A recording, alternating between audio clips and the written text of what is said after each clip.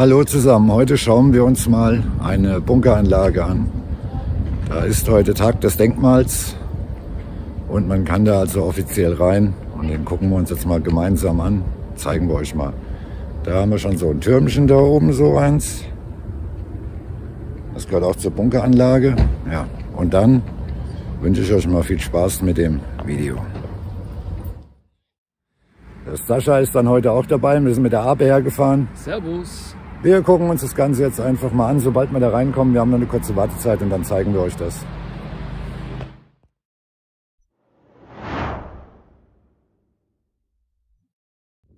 Hat das Gelände 1998 vom Bund gekauft. Bis dahin wurde es tatsächlich auch noch instand gehalten. Das Bahnamt selbst wurde 1960 bis 1962 gebaut. Und vorher wollte man ursprünglich die Keller der beiden Häuser verbunkern. Man hat allerdings relativ schnell gemerkt, dass das nicht so viel Sinn ergibt, weil man da jetzt nur auf Wandstärken von 1,5 Metern kam und jetzt auch nicht so super viel Platz ist. An sich der Bunker ist für bis zu 250 Leute. In der Regel waren aber gar nicht so viele bereit gehalten, dass man das vollends hätte auffüllen können. Aber 200 Leute hätten auch nicht in die Keller der Häuser gepasst. An sich war das ein Bürogebäude und das ein Schlafgebäude.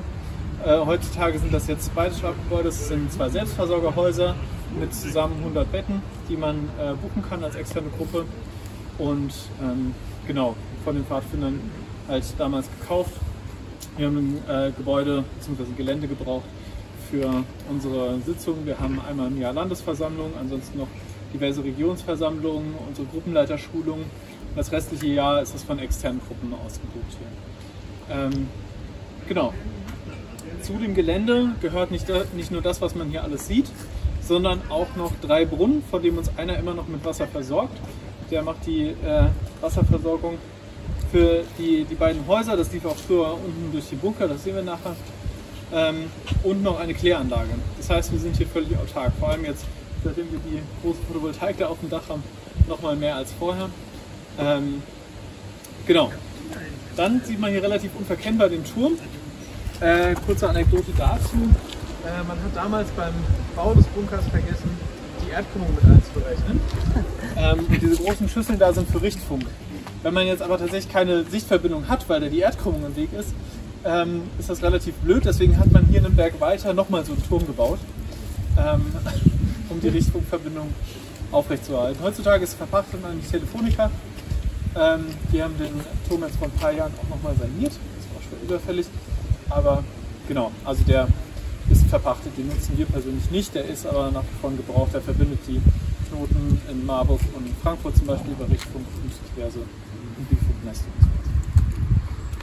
Genau, ansonsten der Bunker ist im Prinzip hier die Parkplatzfläche, einmal 20 Meter runter. Der ganze Parkplatz ist einmal der Grundriss, bis auf noch dort hinten, wo man das silberne Rohr sieht im Wald.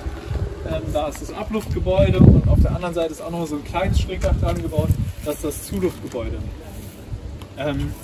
Also die einzigen Verbindungen neben dem Eingang von dem Bunker nach draußen. Ansonsten gehen wir dann gleich rein und schauen uns einmal die Luftfilteranlage als erstes an. Nur ein kurzer Hinweis, wir haben hier im Eingang Kulissen. Die sind rechts hinter der Tür, deswegen würde ich da einfach vorschlagen, gehen wir relativ zügig vorbei. Die sind an sich sehr friedfertige Tiere, wir hatten damit jetzt gestern und heute den ganzen Tag keine Probleme. Der Antrag ist auch gestellt, aber die Mühlen der Stadt machen langsam. Bis dahin sind sie von alleine weg. Wahrscheinlich. Ja.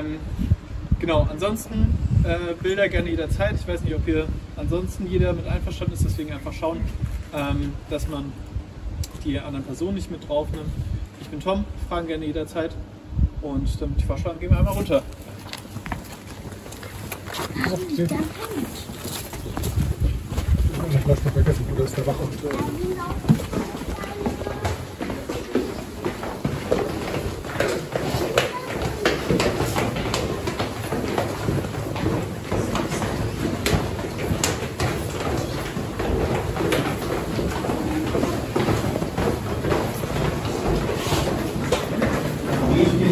Geht ja mächtig runter.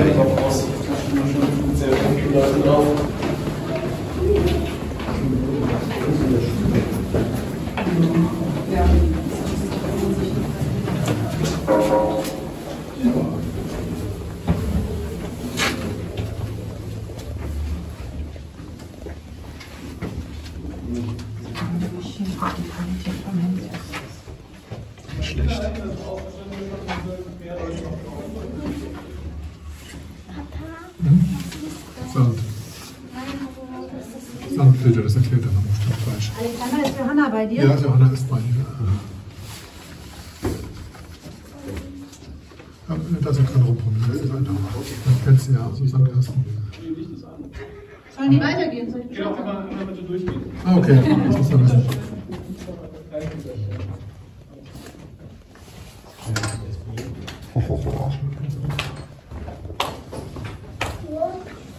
Soll ich noch weitergehen?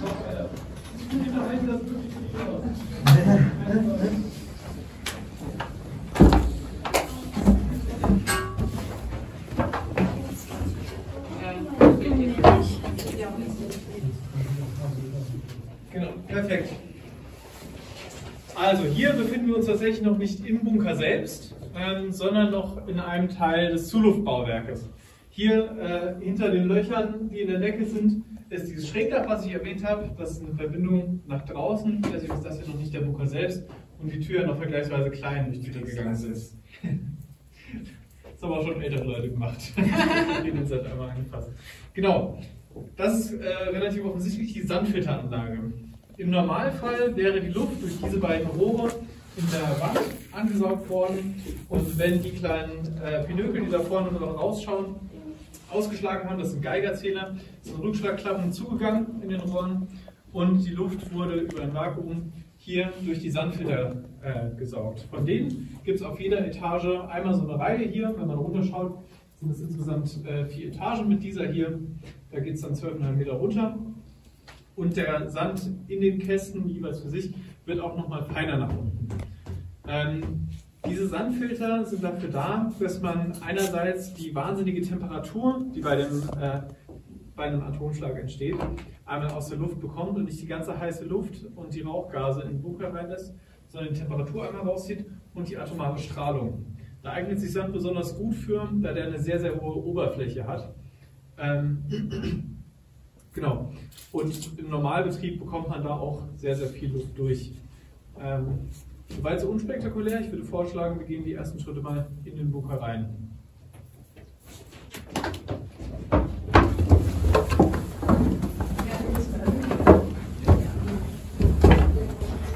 Gar nicht.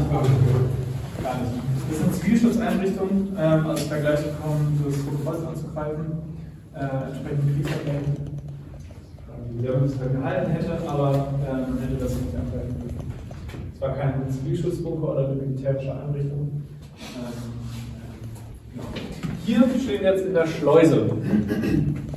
Relativ wichtig in so einem Bunker, damit man halt nur hier reinkommt, wenn man hier drin auch eine Aufgabe hat. Das war nämlich eine Besonderheit, wie gesagt, kein Zivilschutzbunker. Man hat hier drin zwar Zivilschutz betrieben, aber es kamen nicht einfach Leute hier rein, die reingepasst haben, sondern hier kamen nur Leute rein, die hier auch gearbeitet haben. Die haben sich dann draußen an dem Sprechpult einmal angemeldet. Da sind hier die kleinen Knöpfe drunter, denn es gab ja 3 Betriebsarten, entweder so wie jetzt offen, dann für den Übungsbetrieb hat man hier einfach auf den Knopf gedrückt und dann ist die Tür aufgefahren. Und wenn man einen Verschluss gehabt hat, wie das dann ernsthaft gewesen wäre, dann hätten die Leute, die hier permanent oben gearbeitet haben, schon mal den Bunker vorbereitet, die Türen zugefahren, die Dieselaggregate angeschmissen, bis dann der Bus kommt mit den Leuten, die aus den umliegenden Ortschaften eingesammelt wurden, die sich dann draußen angemeldet haben. Dann ist die erste Tür aufgefahren, das hat man von innen gesteuert. Und dann hat man sich hier drinnen aufgehalten, bis die Luft einmal ausgetauscht wurde. Im Bunker an sich herrscht immer ein Überdruck, damit alles, was irgendwie schlechte Luft draußen ist, auch draußen gehalten wird. Und da hat man dann hier einmal ein kleines Loch in der Wand, ein Bad, damit die Luft hier einmal komplett getauscht werden kann. Was man hier aber ganz gut sehen kann, achso, nee, sorry, erstmal zu den Türen, die ja doch relativ auffällig sind. Genau, nicht nur die Türen, sondern auch die Markierung dahinter ist auffällig, denn die Türen fahren hydraulisch auf. Das sind 2 cm vollstark, hier jeweils, also Kleinwagen, der an der Wand hängt. Die werden hier über diese blauen Leitungen mit Druck versorgt und wenn die auffahren, fahren die auf. Punkt. Deswegen dieser dezent markierte Gefahrenbereich dahinter, weil sie auf der Seite überhaupt keine Sensorik haben, die die Tür im Zweifel stoppen würde, wenn man dahinter stünde. Auf der Innenseite hat man aber einen kleinen Sicherheitsmechanismus, das ist dieser rote Schlauch hier. Auf dem roten Schlauch wäre ein Luftdruck gewesen und sobald er erhöht wird, weil hier irgendwas eingequetscht wird in der Türzage, hätte die Tür gestoppt und wäre stehen geblieben, da wo sie ist. damit man da seinen Arm oder den Tisch, den er gerade hier runterträgt, noch rausziehen kann. Was man hier aber ganz gut zeigen kann, ist die Wandstärke des Bunkers. Um sich vor Strahlung abzuschirmen und das auch möglichst lange, hat man hier Wandstärken von 3,5 Metern. Das sagt sich relativ leicht, aber dass man sich das mal vorstellen kann, diese 3,5 Meter, die gehen von dieser Türzage bis zu der Türzage. Und das einmal ringsum, oben, unten. Das heißt in Zahlen, wir haben hier 15.000 Kubikmeter Gesamtvolumen, roundabout, steht draußen auf Schild noch die genauen Zahlen, wovon aber nur 5.000 Kubikmeter, das heißt nur ein Drittel, sind tatsächlich das Raumvolumen. Der Rest ist alles Stahlbeton. Dann sehen wir auch später nochmal eine Probebohrung, das ist auch nochmal eindrucksvoll. Aber wir stehen quasi in der Wand. Also für die Ewigkeit. Für die Ewigkeit. Tatsächlich für die Ewigkeit, weil ich weiß nicht, wie ich gerade am Eingang drüber gesprochen habe, wir haben hier die glückliche Lage, dass wir auf dem Berg gebaut sind. Das heißt, das relativ hoch anstehende Grundwasser, was man hier sonst in meinen Taunusgras und sowas hat, das betrifft uns hier nicht.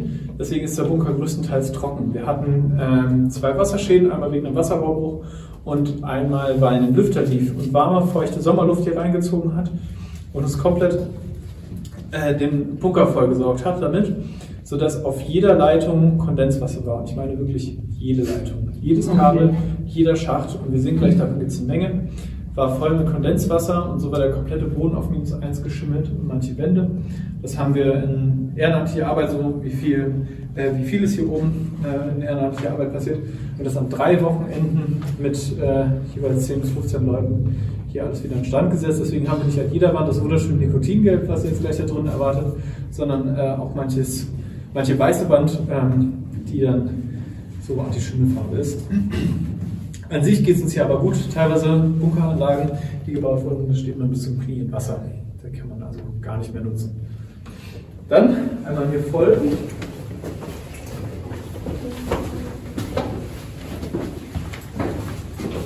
Das ist richtig gesprungen. Ja. Das ist ja früher gemacht worden. Also Gemacht ja natürlich schon viel genau. dran.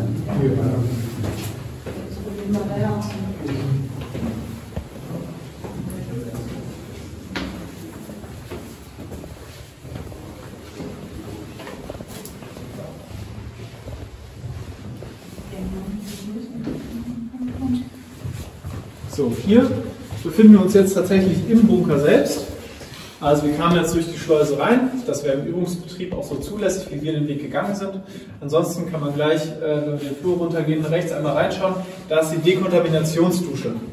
Diese Dekontaminationsdusche war genau dazu da, dass man die ganze Strahlung von Leuten, die nachträglich hier reinkamen, einmal abwaschen konnte. Dazu werden einmal die Haare entfernt, weil die auch eine sehr, sehr hohe Oberfläche haben und dementsprechend viel Strahlung aufnehmen. Danach hätte man dann vom medizinischen Personal begutachtet, geduscht mit Mix aus Ameisensäure und Desinfektionsmittel, um die obersten Hautschichten abzulösen, die halt die Strahlung auch aufgenommen haben.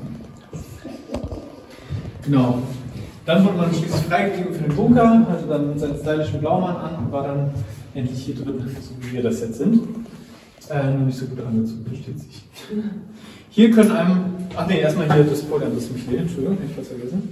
Das hier ist das Türpult, bei dem man mit Verschluss die Türen gesteuert hätte. Also hat man hier einmal den Telefonhörer für die Gegensprechanlage draußen vor der Tür und dann hier einmal die Knöpfe, um die Türen einzeln zu steuern. Die ganze Hydraulik funktioniert auch noch, allerdings nicht zuverlässig genug, dass wir das jetzt für den Führungsbetrieb machen können. Kann man aber bei uns auf Instagram sehen. Bodenroder Bunkerkinder heißt der Kanal.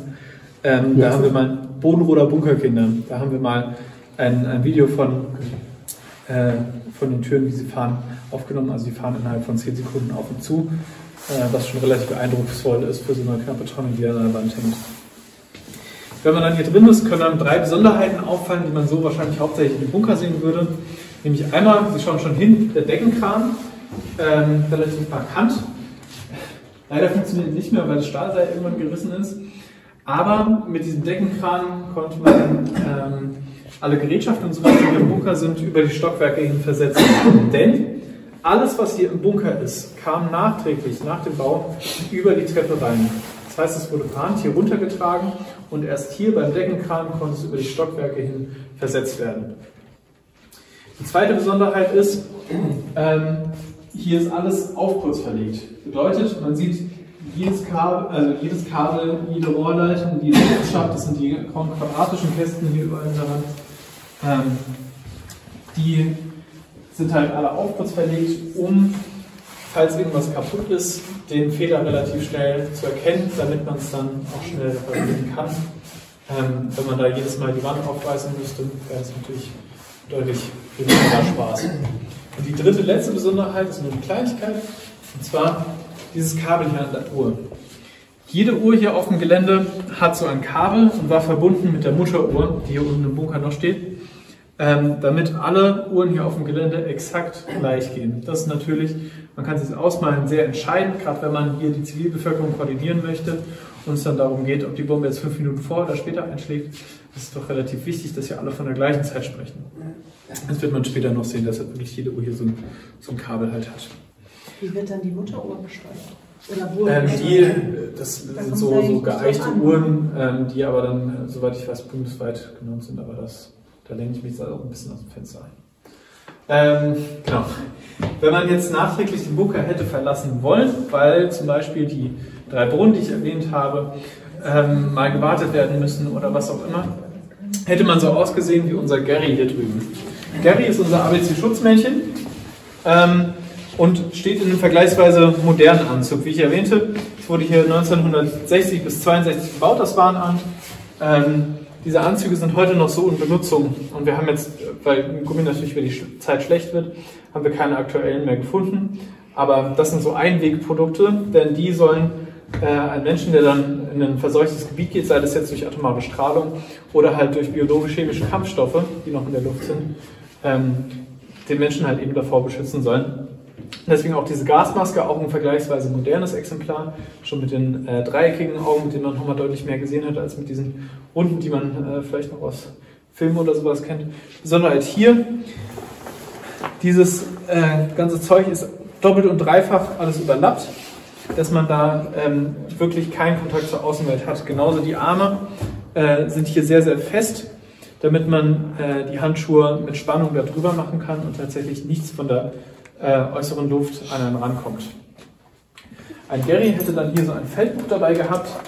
Im Feldbuch einmal eine Karte von der Umgebung, wo dann entsprechend die Brunnen und sowas drauf waren, weil mit digital war damals noch nicht so viel. Deswegen hier alles in analog. Was er sonst auch noch dabei gehabt hätte, wäre einerseits so ein Handgeigerzähler. Dieser Handgeigerzähler hat verschiedene Skalenniveaus, je nachdem, wie stark die Strahlung ist, dass man hier unterschiedlich genau gucken kann und messen kann, wie es dann draußen aussieht mit der Strahlung. Was er ansonsten noch dabei gehabt hätte, wären diese Röhrchen. Diese Röhrchen haben verschiedene Pülverchen drin und die waren dafür da, um Kampfstoffe in der Luft zu entdecken. Die werden heute auch noch so eingesetzt. Sieht natürlich ein bisschen anders aus mittlerweile. Aber wenn die Mittelchen, die da drin sind, mit Bestandteilen in der Luft, wie jetzt Schwefelgas oder ähnlichem, reagiert haben, dann wusste man, okay, die Luft hier ist nicht sauber genug, ich kann hier nicht atmen oder hier sind schwerere Kampfstoffe in der Luft. Ansonsten wäre auch noch das hier dabei gewesen. Das hier ist ein sogenanntes Handdosimeter.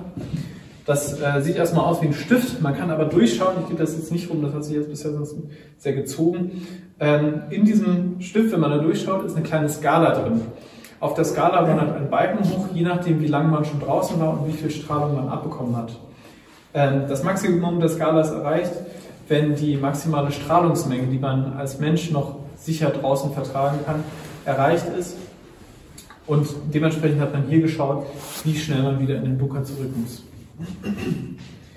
Ansonsten sieht man hier ausgestellt noch einen Intubationskit, sinnbildlich für die medizinische Ausstattung hier im Bunker, denn man sollte auch darauf vorbereitet sein, wenn hier im Bunker medizinische Notfälle stattfinden.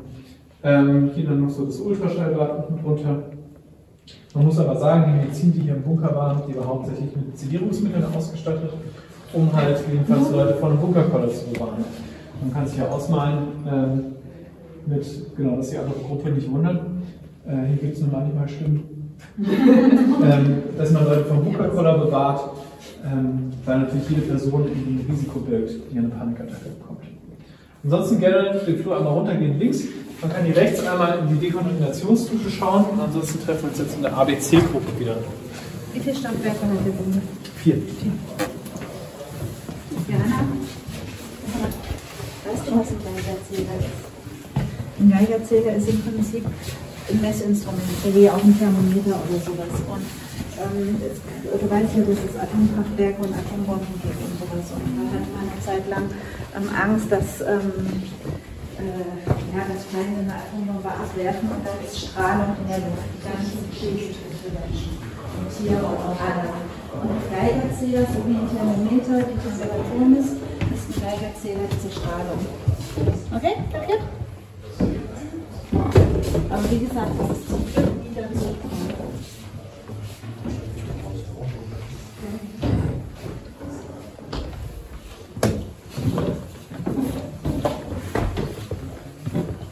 Sonst wäre das für was Schönes, da kann man das Schlagzeug spielen, keinen Sturz.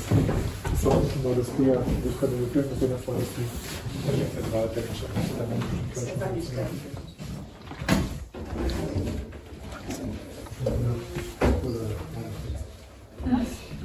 So, ich glaube, jetzt sind wir alle wieder zusammen.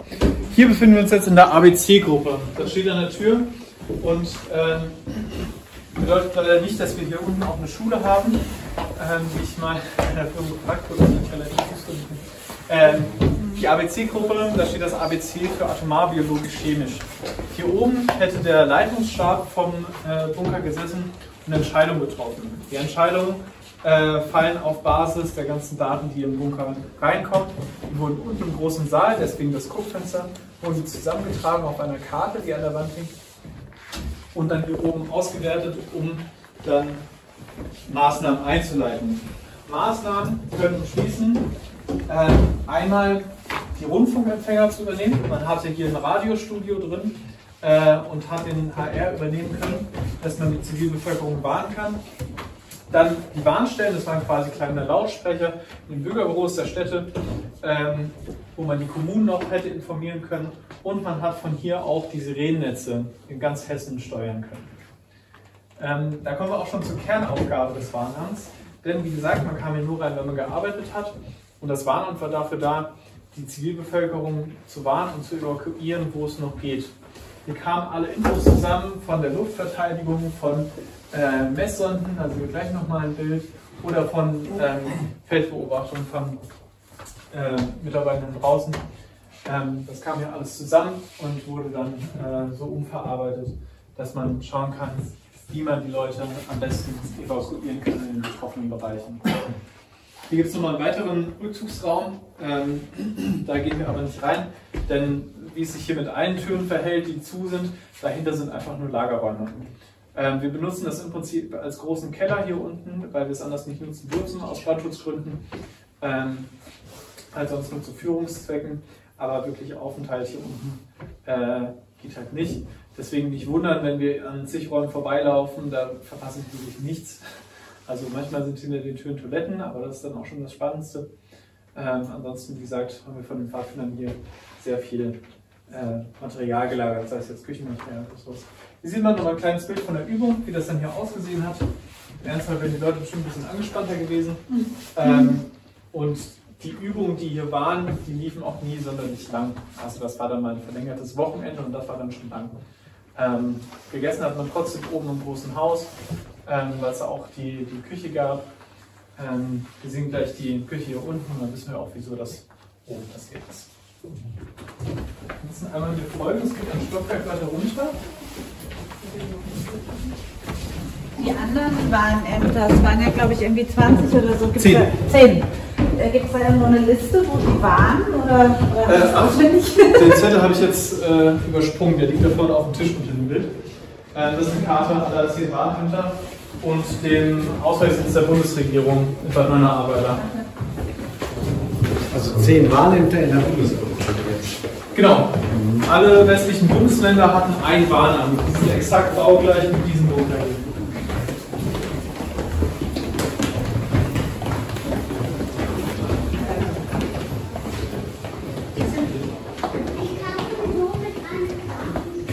Erkennst du, was da drauf ist? Eine Karte. Jo, aber was? Und die Infos, erkennst du die?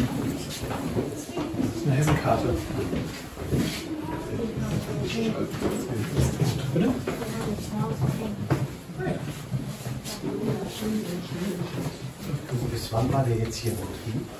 Bis wir es übernommen haben, wurde er hier in Stand gehalten. Also 1998 hat der VCP das Gelände hier gekauft. Und natürlich mit abnehmendem Druck wird ja auch weniger viel gemacht. Aber genau, also ich wurde bis dahin noch. Gibt es jetzt einen Ersatz in anderer Form? Da ist gerade nicht der Druck für da. Also, und auch dann ist fraglich, wie sehr so ein Bunker wie hier noch standhalten würde. Vielleicht man ihn angreifen. Hier sehen wir jetzt eine der zentralen Karten hier unten im Bunker. Das ist eine Hessenkarte mit ganz vielen kleinen Punkten hier drauf. Jeder dieser Punkte ist eine Messsonde. Das waren nämlich alles kleine Lämpchen, die für einen so einen Poller, der draußen im Gelände steht, standen. Und das waren Geigerzähler. Diese Geigerzähler waren alle mit einem festen Kabel hier zum Bunker verbunden. Aus ganz Hessen. Aus ganz Hessen. Zu jedem dieser Punkte hatten wir hier ein Kabel. Und so ist es zum Beispiel auch passiert, als wir den Zeltplatz angelegt haben, dass wir den ersten Baggerhieb gemacht haben, um den Leerrohr zu legen und dasselbe Kabel 5-mal durchtrennt haben. Wir wissen bis heute nicht, wofür das Kabel ist. Das hat sich niemand beschwert. Wir haben ja auch Polizeifunk und Strom für die umliegenden Ortschaften drüber laufen haben, über den Bunker bzw. dann später über das Gelände. Aber wie gesagt, es hat sich keiner beschwert. Wir haben das wieder zusammengetüftelt und naja. Genau, aber zu jedem dieser Lämpchen und damit zu jedem dieser Messsonden hatten wir ein Festkabel, denn Mobilfunk gab es damals noch nicht. Mittlerweile gibt es Mobilfunk und die Daten von den Messsonden, die heute noch aktiv sind, und das sind eine Menge, die kann man immer noch öffentlich abrufen beim Bundesamt für Zivilschutz. Das muss einem jedem Bundesbürger irgendwie zustehen, dass man diese Messdaten sehen kann. Und die sind auch deutlich genauer als die Geräte damals, sodass man zum Beispiel sehen kann, wenn eine Schneedecke auf dem Boden liegt und die Grundstrahlung ein bisschen abstimmt, die vom Boden aus. Diese Geräte damals aber waren vergleichsweise simpel gehalten und wie gesagt, kein Mobilfunk und noch keine Automation. Das heißt, es war ein Mitarbeiter hier den ganzen Tag beschäftigt, diese einzelnen Messstellen einzeln anzuwählen, den Piepcode auszuwerten und diese Messdaten weiterzugeben. Ansonsten geht es hier weiter im großen Saal. Ja, da müsste irgendwie, glaube ich, auch direkt veranlagt sein. Brauchst du halt nichts auswerten. Letztes Mal für die Ruhe. Sicherung. Nee,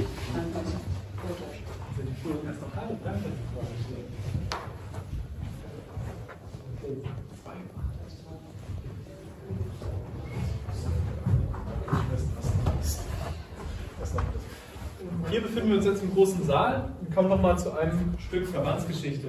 Man sieht hier, Profi ist heutzutage eine Band, das ist auch von einem Verbandsmitglied relativ gut hier geeignet im Bunker, weil man damit niemandem auf die Nerven geht. Hier in der Wand ist so ein wunderschönes Graffiti, Tür leicht schräg nach unten geboren. Wie ich eingangs erwähnte, es ist hier mit Brandschutz ein bisschen schwierig, das zu nutzen. Als wir das Gelände damals gekauft haben, haben wir halt auch einen großen Sitzungssaal gesucht für unsere Landesversammlung oder die Regionsversammlung, die wir hier oben stattfinden lassen. Und um diesen Saal hier nutzen zu können, hätte es eben eine weitere Notausgangstür gebraucht, die man dort leicht schräg angesetzt hat. Es war aber so ein bisschen Chaos mit den ganzen Plänen. Die waren irgendwie alle nicht aufzufinden oder schlecht erhalten und sowas, dass man hier erstmal die Probebohrung gemacht hat, um zu schauen, wie dick die Wand jetzt tatsächlich ist. Und an dem rechten Block hat man sich erstmal den Wandbaukopf kaputt gemacht. Links hat es dann aber geklappt und das Ergebnis davon liegt dort aufbewahrt. Das sind diese 3,5 Meter Stahlbeton-Wandstärke, von denen ich gesprochen habe. Und ich würde behaupten, das zeigt relativ eindrücklich, wie es sein kann, dass 1/3 dieses gesamten Bunkerkubus nur Raumvolumen ist und der Rest tatsächlich nur Beton. das hat man als nächstes an der Stelle gebraucht. Ansonsten ging es hier in diesem Saal hauptsächlich darum, die Informationen aus den anderen einmal, wie gesagt, den Bahnstellen, die wir vorne auf der Karte gesehen haben, den Luftschutzbunkern oder den Beobachtern im Feld zusammenzusammeln. Man sieht hier auf den Bildern, wie das früher eingerichtet war. standen auf dem Schreibtisch und Telefone, die entsprechend aktiv gehalten wurden, damit man immer auf dem aktuellsten Stand der Lage blieb. Hinter mir in den Räumen, man sieht es, die Fenster sind relativ dick und hier ist irgendwie so Zeug drin, dass es sowohl thermisch als auch von den Geräuschen her isoliert ist. Denn diese Räume standen voll mit sogenannten Fernschreibern. Das ist so ein Gerät, wie das hier steht. Fernschreiber werden heutzutage immer noch verwendet, nicht mehr ganz so... Oh, Vorsicht! Scheibe ist geputzt. Genau. Diese Fernschreiber sind komplett abhörsicher, weswegen sie heute noch benutzt werden, denn auch die haben nur eine feste Verdrahtung. In dem Regierungsausweis der Landesregierung von NRW kann man die Dinge auch in Aktion sehen. Von denen haben wir diesen Fernschreiber auch zur Verfügung gestellt bekommen. Die haben quasi das Warnen nochmal baugleich auch für die Landesregierung gehabt und dann damals übernommen, als das Gelände veräußert wurde. Und da haben sie die Technik auch noch mit übernommen. Das haben wir jetzt hier vom Verein leider nicht gemacht, weil der Verein damals das Geld hatte und für den großen Lagerraum der Mehraufwand dann doch zu erheblich war. Aber diese Fernschreiber funktionieren folgendermaßen für die, die das noch nicht kennen. Es gibt so kleine Lochstreifen, das sind so Papierbänder, wo mit Löchern ein Code reingestanzt wird, der dann die Textnachrichten verschlüsselt. So, damit man oben auch diese Lochstreifen einlesen konnte, gab es sogar eine kleine Rohrpost, die von einem Raum hier unten einmal in die ABC-Gruppe ging. Und genau, da sieht man nochmal ein älteres Modell, einmal aufgeschraubt, aber diese Dinger haben halt einen unheimlichen Lärm produziert und waren dazu auch noch extrem warm, deswegen dieser nochmal abgegrenzte Bereich. Ansonsten kann man sich, wie gesagt, auf den Bildern mal die Telefone anschauen. Die waren ja auch offiziell betrieben, das waren ja im Prinzip die Vorgänger von Faxgeräten. Ja, genau, ja. Ich kann auch mal, wo ich meine Ausbildung gemacht habe, da hatten sie noch die letzten 2 Fernschreiber da stehen und die sind dann auch irgendwann rausgeflogen. Da war dann Faxen angesagt, das ist ja auch schon. Dann hast du angefangen, Faxen zu machen. Faxen macht der Medizinbereich. Der zentrale Punkt, wo die Informationen aufgetragen wurden, die hier zusammenkamen, war eine Plexiglaskarte. Die sieht man dort auf den Bildern. Die stand hier, wo die Vertäfelung an der Wand fehlt. Plexiglas deshalb, man kann sich denken, wenn man oben in der ABC-Gruppe die neuesten Informationen haben will, dann steht in Bayern ein Raum ein und man malt das hier ganz gemütlich auf. Dann kann man relativ lange nicht sehen, was Phase ist. Deshalb muss das von hinten beschrieben werden, damit sich dabei keiner in den Himmelsrichtung vertut. Ist da die kleine Spickhilfe angebracht für die Leute, die hinter der Karte stehen und auch sicher die Informationen auftragen. Kann man schwer erkennen, das ist einmal gespiegelt. So. Wenn nun die Informationslage so war, dass man beschlossen hat, die Zivilbevölkerung zu warnen, hat man ja, wie gesagt, einerseits das Radiostudio, um den HR zu übernehmen. Man konnte von hier aus aber auch die Sirenen in ganz Hessen steuern. Dafür war dieses bunte Pult da und zum Beispiel die 50, die ich in der Führung vorher schon gedrückt habe, die steht für den Landkreis Frankfurt. Und hätte man diesen Knopf gedrückt, wäre im Landkreis Frankfurt diese Sirenen hier losgegangen. Das ist eine Luftschutzsirene Typ E57, wie sie sehr, sehr gängig waren. 57 steht für das Jahr, in dem die entwickelt wurden. Also 1950 seitdem wurden die verbaut. Und man kennt sonst nur von der Straße wahrscheinlich einmal hier diese GFK-Hüte, die da draufgeschraubt wurden. Natürlich, wenn man davor steht, ist das nochmal ein bisschen eindrücklicher. Als wenn man das nur auf dem Haus liegen sieht. Das wäre Blech. Nee, ist GFK. So viel leichter. Was aber Stahl ist, ist diese Luftschutzsirene.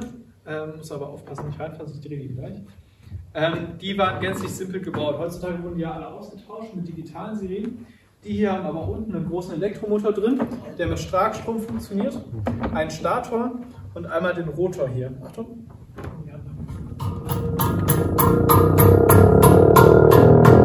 Wenn die sich halt entsprechend schnell gedreht hat, hat die einen Haufen Lärm gemacht. Das ist dieses Nachlaufgeräusch, was man ja sonst noch kennt von den Sirenenübungen. Funktionieren immer noch tadellos, weil nicht wirklich was dran ist, was kaputt gehen kann. Weil 80 Kilo Stahl, die muss man zwar auch erstmal hier in den Bunker tragen, das wäre unangenehm, aber ansonsten ist da nicht viel, was kaputt gehen kann. Die Dinger sind aber so irrsinnig laut, das vergisst man auch, genauso wie sie relativ groß sind. Die sind irrsinnig laut, denn wir hatten die hier unten im Bunker einmal laufen, als wir die Türen auch hydraulisch verschlossen haben. Man hat es oben vom Bunkereingang immer noch gehört. Ja, Okay. Ja. Und die Leute unten waren dann noch alle taub. Ja. So kann man jetzt in der Situation Tempo zum Boden haben, wenn wir eigentlich gar nicht weiter.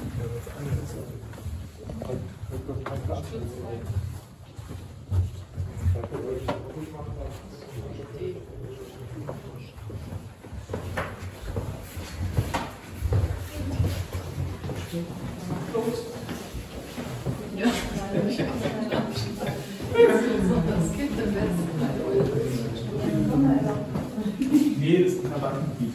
Achso, und also einzelne Leute aus dem Verband, die dürfen ja also immer Genau, wir finden jetzt aber keine Veranstaltung. Okay, aber wenn ihr hier sein wollt, dann Ein Konzert, das hat 3 Leute. wir hatten dann mal alleine dran. Wo können wir Städter gehen? Wo können wir Städter gehen? Ist das eine Maskenummer? Hier die Klappen auf. Genau. Und hier die Klappen auf, jetzt in der nächsten Stock. Genau. Wenn man alles aufmacht, dann kann man 4 Stockwerke. Genau, das hier ist nämlich der Kranschacht, den man jetzt hier sieht. Das sind alles nur so Einlegeböden, damit man hier über die verschiedenen Stockwerke das ganze Zeug verlagern kann, was man die Treppe runtergestellt hat. Hier an sich stehen jetzt aber ein Planungsfehler, denn man hatte hier zwar im Bunker alles redundant und auf Vorrat eingelagert, man hat aber vergessen, eine Werkstatt mit einzubauen.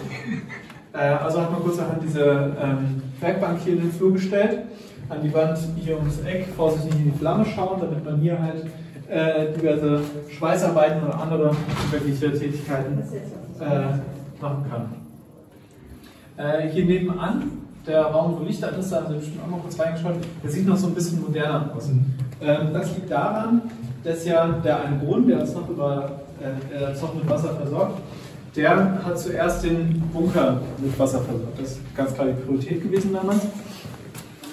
Und so lief auch noch bis vor 10 Jahren gewesen sein, das Wasser hier über den Bunker für das ganze Gelände.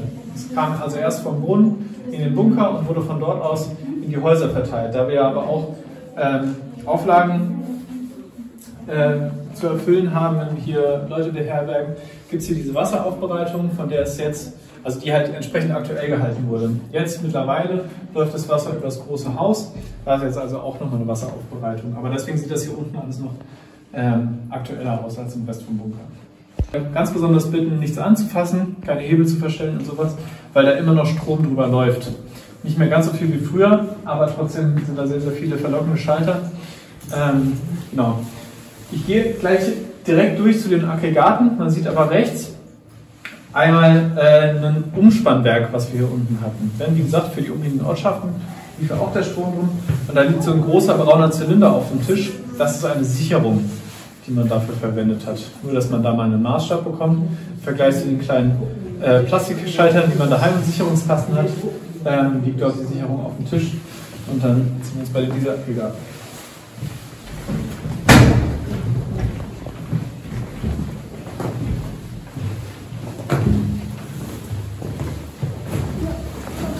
Ja, warte mal. Wie können wir das machen?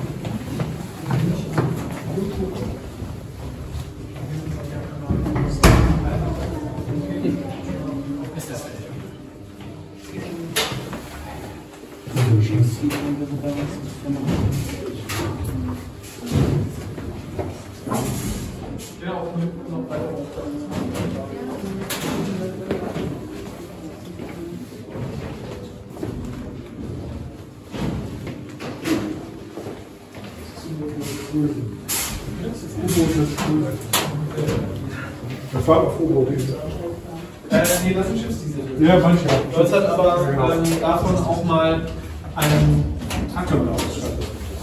So, der Traktor hatte nicht nur einen dieser Dieselmotoren, sondern gleich 2 und in der Mitte ein Kniegelenk. Also das ist schon ganz schön viel. Aber ein großer Traktor. Jo. Aber sowas in dem Stil wird selbst heute noch als Notstromgenerator in großen Gebäuden benutzt. Genau, hier befinden wir uns jetzt in der Stromversorgung für den Bunker. Hier haben wir ein großen Diesel und einen kleinen, die für die ganze Versorgung des Bunkers zuständig waren. Der große Diesel hat 18,5 Liter Hubraum und 136 PS, aber entsprechend Drehmoment, um dann den Bunker mit 130 Kilowatt zu versorgen, damit hier alles an Licht, Heizung und was nicht alles funktioniert. Da er aber so groß ist, braucht er auch 10 bis 12 Sekunden zum Anspringen. Um diese Zeit zu überbrücken, haben wir hier diesen kleinen Notstromdiesel, vergleichsweise klein, immer noch relativ groß dimensioniert, der 30 Kilowatt hat. Der war dafür da, die Fernmeldetechnik am Laufen zu halten für die Zeit. Das heißt, hiermit hatten wir dann nur einmal die Notbeleuchtung und dann eben die ganzen Fernschreiber betrieben, bis der große Diesel angesprungen ist. Der hier hat nur 0,2 Sekunden zum Anspringen gebraucht, denn hier ist einmal eine große Schwungmasse drunter. Schwungmasse ist einfach ein großes Rad, was auf Motordrehzahl gehalten wurde, bis dann die Kupplung zugeschnallt ist und den Motor mit einem Kickstart quasi einmal angeschaltet hat. Das ist ein bisschen wie Abwürgen, nur umgekehrt, kann man sich vorstellen.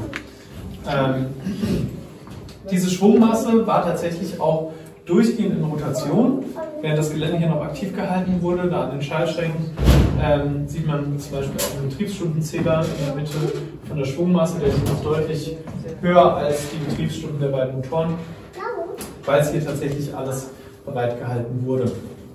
Damit man aber auch diese 0,2 Sekunden überbrücken kann, die der Diesel hier zum Anspringen braucht, hat man noch einen ganzen Batterieraum.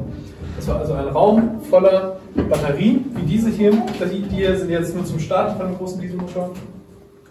Aber davon einen ganzen Raum voll, um eben auch noch diese 0,2 Sekunden überbrücken zu können.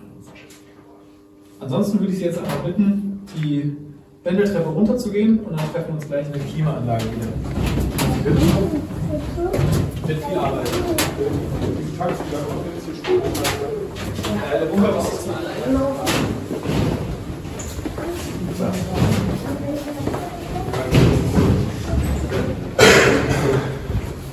Ja, gleich drauf war, das wird einmal hin, das ist Laufen. Ich schätze, ich will laufen. Vorsicht, Kopf. Vorsicht, Kopf. Achtung, Kopf. Kann ich diese Klinge? Das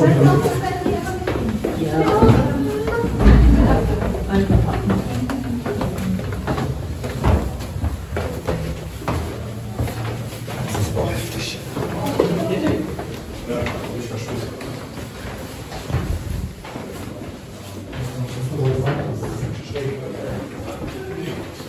So. Bevor wir uns mit der anderen Führung vermischen, ich einmal, wo Sie sich hinstellen können, was nicht passiert.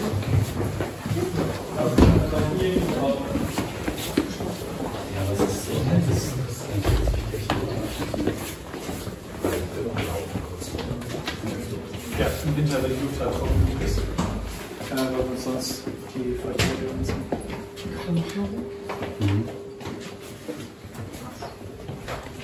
Laufen eigentlich die Notstrommaterialien? Also würden noch laufen, wenn man da ganz viel Arbeit reinsteckt. Kann ich jetzt auch zeigen, was bei uns in der Lüftungsanlage ist? So, sind alle da? Ich kann es leider nicht sehen, wer da noch steht. Seid ihr alle da? Ne? Ja, da können wir ein bisschen durch, damit wir alle hören auch. Ne? Ja? Ja. Na, hier irgendwie was ich angemacht oder so. Okay. So, hier stehen wir jetzt in der Klimaanlage. Alles relativ groß dimensioniert, kann man sehen. Also in dem blauen Tunnel kam einmal die komplette Luft aus dem Bunker zusammen und wurde dann durch einmal den Lüfter, und es ist noch ein kleinerer weiter vorne, einmal gekühlt, getrocknet und nachbefeuchtet, um dann über diese beigen Tunnel, die wir hier überall im Bunker sehen, die Luft dann weiter zu verteilen im Bunker.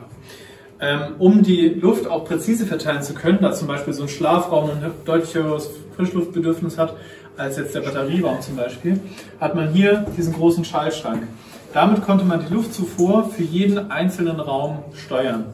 Das Ganze ist passiert über diese Kupferleitung, da war ein Luftdruck drauf und dieser Luftdruck wiederum hat die verschiedenen Ventile gefahren, die hier überall an der Decke hängen. Das konnte man dann, wie gesagt, von hier aus steuern. Die Klimaanlage ist deshalb so groß dimensioniert, weil man hier im Bunker eher damit beschäftigt war, die Luft zu kühlen, als tatsächlich den Bunker zu wärmen. Jetzt gerade ist es frisch, wir lüften aber nur im Bunker und Erde ist kalt. Jetzt ist hier schon sehr, sehr lange nichts passiert. Wenn aber tatsächlich die ganzen Fernschreiber, die hier unten im Bunker waren, die Telefone, wir haben eine riesige Telefonanlage hier unten gehabt, diese ganze analoge Technik produziert eine unglaubliche Hitze. Zusätzlich waren hier bis zu 250 Leute eben unten, die auch nochmal Wärme produzieren. Also ich glaube, jeder Mensch hat ja irgendwie eine Wärmeleistung von 100 Watt oder sowas war es. Und das summiert sich natürlich entsprechend auf. Dazu kommt dann noch die Feuchtigkeit, die man als Mensch schon mal transportiert. Deshalb diese große Klimaanlage. Man sieht hier auch nirgendwo einen Heizkörper, weil es schlichtweg nicht nötig war. Der Lüfter, den man hier sehen kann, wo wir die Verkleidung abgenommen haben, ist einer von 2 in diesem Tunnel. Und ansonsten gibt es natürlich noch verschiedene andere, um die Luft von draußen anzusaugen und durch die Sandfilter zu schieben und sowas. Aber dieser hier hat es geschafft und schafft es immer noch. Wir haben, wie gesagt, im Winter haben wir die einmal laufen, immer um den Bunker zu lüften. Dieser hier schafft es, die 5000 Kubikmeter Raumvolumen, die wir unten im Bunker haben, in einer Viertelstunde einmal durchzuwälzen.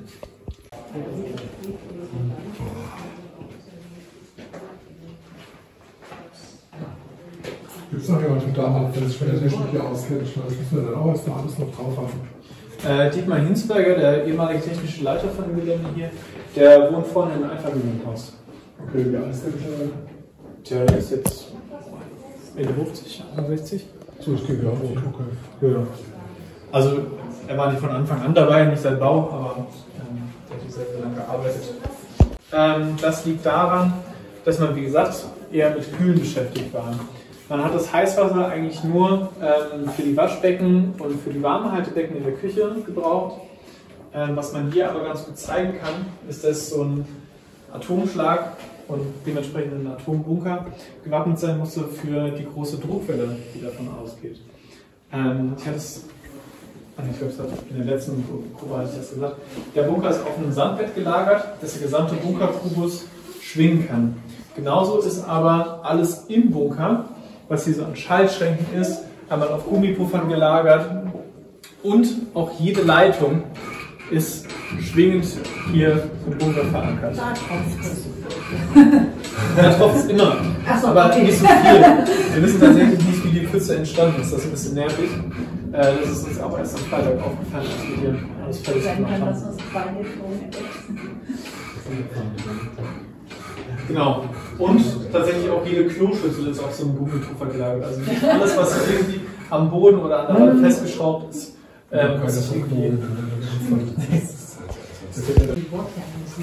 Das Ding versetzt ist. Das war ja hier.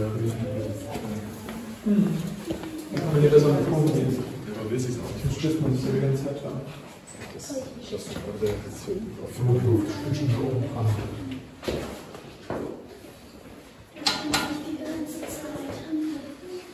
Hier befinden wir uns jetzt im zweiten Teil der Luftaufbereitung. Und zwar haben wir 3 verschiedene Betriebsarten von der Zuluft hier im Bunker. Einmal die Normalluft, das sind die beiden Rohre, die wir über den Sandfiltern gesehen haben, die die Luft von draußen ungefiltert einfach ansaugen und hier in den Bunker pumpen. Dann gibt es die Schutzluft, die dann durch die Sandfilter gesogen wird und von den Sandfiltern aus hier in den Bunker gelangt. Da die Sandfilter sich ja aber hauptsächlich um die atomare Strahlung und die Hitze von dem Atomschlag kümmern, sage ich jetzt mal, kann es immer noch sein, dass biologische und chemische Kampfstoffe in der Luft sind. Um die aber auch noch rauszufiltern, wird die Luft, die kommt einmal hier in dem Rohr und einmal da hinten im Eck in dem Rohr, kommt die aus den Sandfiltern an und wird dann weiter auf diese runden Fässer verteilt. In den Fässern ist ein Aktivkohlefiltersystem, was dafür sorgt, dass auch noch die restlichen Schadstoffe aus der Luft eben rausgefiltert werden können. Auf den Fässern steht gedruckt, leider nicht so, dass man es lesen kann, deswegen sage ich es Ihnen, steht gedruckt 250 Kilo in Klammern plus 15 Kilo. Diese plus 15 Kilo beziehen sich auf die Menge an Schadstoffen, die wir aus der Luft ziehen können. Da man damals aber natürlich noch keine digitale Messtechnik hatte, um zu erfassen, wie viele Schadstoffe jetzt schon aufgenommen wurden, musste man die einmal von der Luftversorgung hier trennen, vorrollern, an diesem Punkt, um sie an diese Balkenwaage zu hängen, um herauszufinden, wie voll die schon waren. Im Zweifel hätte man das Ganze aber einmal rückgängig machen müssen, weil es nur 10 statt 15 Kilo waren, und das Ganze natürlich dann nochmal entsprechend wiederholen, wenn es wieder soweit ist. Jetzt habe ich aber gesagt, es gibt 3 Betriebsarten von Luft. Wir haben jetzt die Normalluft durch die beiden Rohre, die Schutzluft durch die Sandfilter und dann hier durch die Aktivkohlefässer. Und dann gibt es noch die Notluft. Die Notluft sorgt allerdings weniger dafür, dass neue Luft angesaugt wird, sondern ist nur für den Fall, dass der Strom ausfallen sollte. Also sollten die Dieselaggregate irgendeine Störung haben oder sowas. Und bei der Notluft geht es hauptsächlich darum, die Restluft im Bunker so zu verteilen, dass man noch möglichst lange hier eben gesund atmen kann. Man sieht es hier hinter mir noch einmal an der Wand aufgetragen. Also bei der Normalbelüftung haben wir 7000 Kubikmeter die Stunde. Bei der Schutzluft haben wir 5000 Kubikmeter die Stunde, also einmal das Bunkervolumen. An Frischluft wird dann durch die Sandfilter und die Aktivkohlefässer einmal eingesogen. Und bei der Schutzluft haben wir noch sehr wenig Luft, die da durchgezogen wird, und das ist der Handbetrieb. Das ist einmal hier diese Kurbel, ich weiß nicht, wer man kurbeln möchte. Das ist doch nicht immer Kurbel, oder? Ja, genau. Das noch eine. Man muss nur gucken, dass das hier einmal dran gedrückt ist. Genau, nee, andersrum. Das ist ein Pfeil drauf. Jetzt hier einmal. Jawohl. Weiter,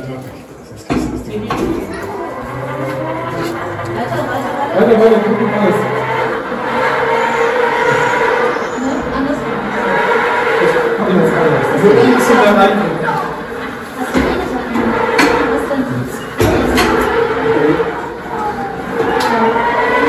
Genau.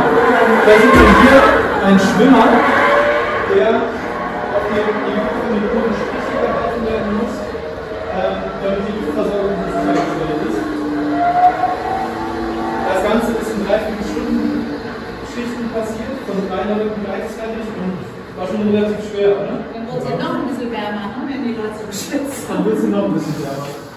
Genau, diese 3 Kurbeln haben dann dafür gesorgt, dass die Restluft hier im Bunker, wir haben ja schon gesagt, dass man die Luftzufuhr einzeln steuern kann, dass man die Restluft hier noch weiter verteilt und dementsprechend den Bunker nur so spät wie möglich irgendwie verlassen muss. Das heißt,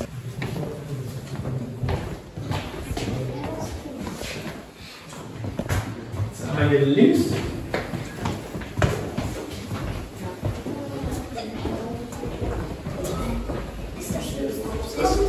Das war die Essensausgabe wahrscheinlich.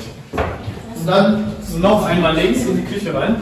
Das könnt ihr euch gerne schon mal da drin verteilen. War die Essensausgabe. Die Essensausgabe war dann hier vor der Grenze, oder? Genau.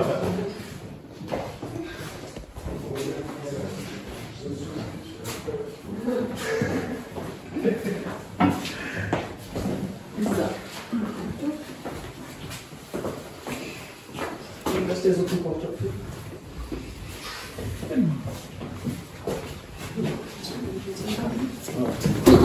Das ist interessant, Johanna. Das muss man ja nur Sachen haben, die sich auch gehalten Das ist haben. Brotschneide, alles Schneider.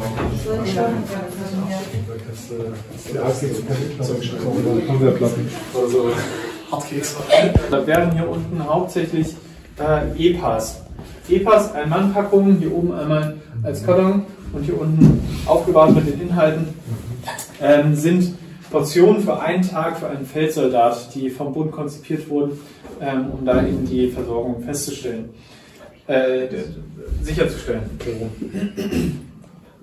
Man sieht hier drin 2 Gerichte, die dann einfach dort in das Warmhaltebecken getan werden und dann über den Roller da hinten ausgegeben werden. Ansonsten wurde hier hauptsächlich Geschirr gelagert. Wem es jetzt aber aufgefallen ist, dort hinten steht eine Brotschneidemaschine. Das haben wir uns lange gefragt, warum die hier steht, denn das Brot in den EPAs ist immer schon vorgeschnitten. Als dann irgendwann ein ehemaliger, der hier unten tatsächlich gearbeitet hat, bei einer Führung dabei war, konnte er uns sagen, dass da sich jetzt hier um eine Bundesanstalt gehandelt hat, muss man eben auch die Regeln von jeder Bundesanstalt, auch wenn es hier im Bunker war, folgen. Und da musste für Übungen immer frisches Brot angekarrt werden. Wenn man aber keine Möglichkeit hatte, das Brot zu schneiden, wurde dann hier nachträglich noch diese Brotschneidmaschine eingebracht. Was für ein Reiswein jetzt nochmal mit. Ja eben, das habe ich mir gedacht, aber die, also hier unten ist doch eigentlich überflüssig. Kaffee. Aprikose, schwarze Johannisbeermarmelade. Streichhölzer. Schmelzkäse. Damals war bestimmt noch verabsichtigt, dass man hier auch rauchen darf. Man sieht ja auch überall an der Wand entweder noch die Relikte oder tatsächlich die Aschenbecher. Ah, okay, das habe ich abgefallen. Das sind so kleine Schatzkästchen.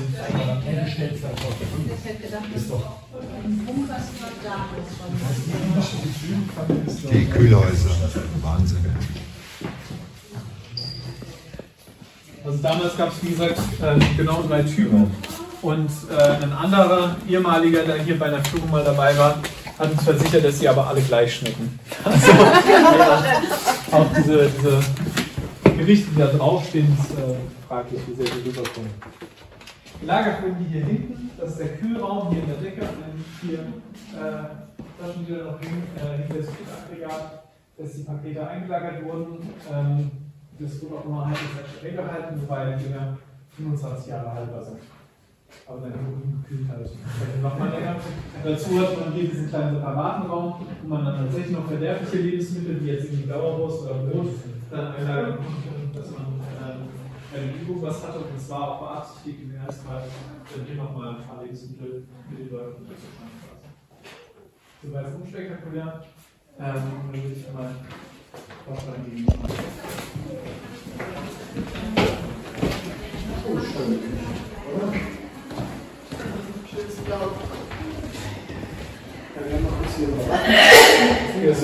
Danke. So super. Okay.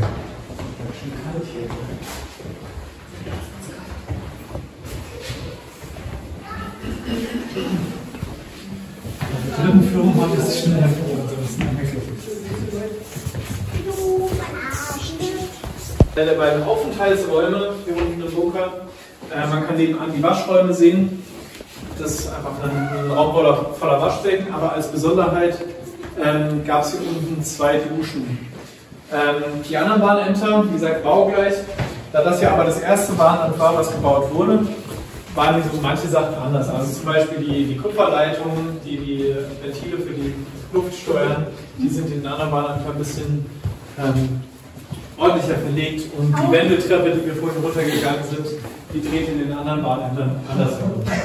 Das ist relativ verwirrend, wenn man sich jetzt andere Bahnämter anschaut, gerade als wie ich, der noch relativ viel Zeit hier unten verbracht hat. Weil man kennt sich auf einmal irgendwo aus, wo man noch nie war, aber irgendwas ist komisch, wenn man diese Treppe runtergeht. Man muss jetzt sagen, okay, Leute, das sind 2 Stunden knapp, muss man sich auch überlegen, Wahnsinn, oder? Schon echt krass hier. Den kenne ich. In dem Spiegel da. Den auch, der ist auch im Spiegel. Irre das Zeug. Wahnsinn. Das ist irre.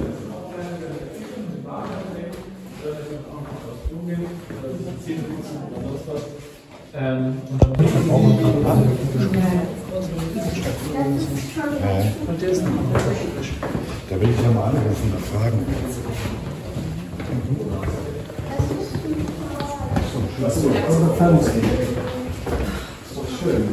Jo, das Fernsehschränkchen auch mitnehmen. Ja.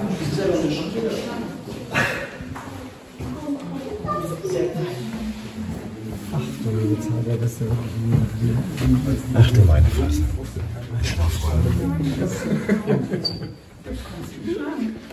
Man kann hier noch ein bisschen um die Betten einmal drum herum gehen, dann passen hier auch alle Leute gleichzeitig rein. Dann kann man die Tür kurz zumachen. Drüben haben wir noch einen Raum, der komplett mit Betten ausgestattet ist. Hier haben wir jetzt ein paar rausgenommen für die Führung halt einfach, dass man hier auch irgendwo stehen kann.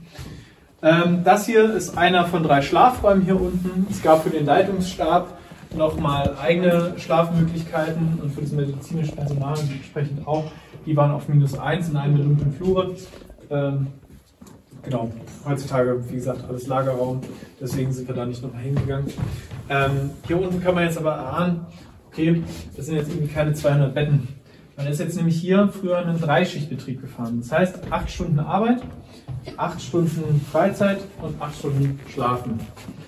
8 Stunden Schlafen im Dreischichtbetrieb bedeutet, man weckt hier seinen Vorschläfer und legt sich selbst ins warme Bett. Deswegen möchte ich nicht wissen, was hier für eine Geruchs- und Geräuschentwicklung stattgefunden hat. Kam es aufs Duschen auch nicht mehr an. Da kam es aufs Duschen auch wirklich nicht mehr an. Das war auch ein Schlafstation, oder war das für Ja, den Koffer? genau. Das war auch alles Schlafplatz. Wir haben nur nicht mehr alle Matratzen hier. Drüben ist wie gesagt ein komplett eingerichteter Raum. Festgestellt, 8 Stunden Freizeit in so einem Atombunker ohne Radio und Fernsehen mit denselben Leuten auf Schicht. Das wird relativ öde. Und nicht nur öde, sondern auch durchaus problematisch. Und dann haben die Leute schon während der Übungen sind, die ja nur ein paar Tage gingen, angefangen, sich Betten dann auf den Spinden und sowas zu bauen, damit man diese 8 Stunden Freizeit hat.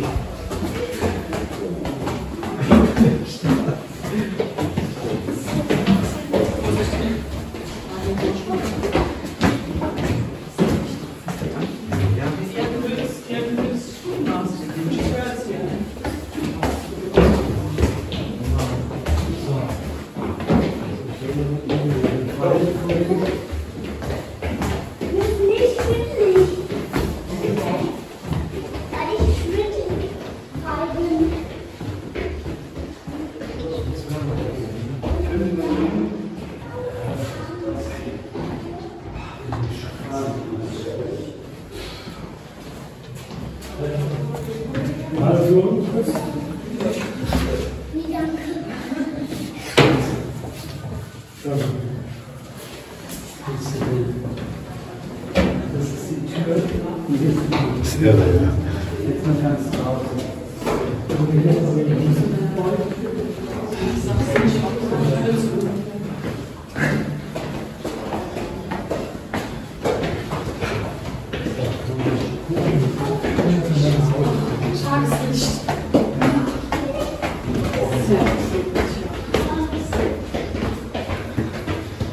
So, nach 30 Tagen wieder ins Licht, das muss auch krass sein.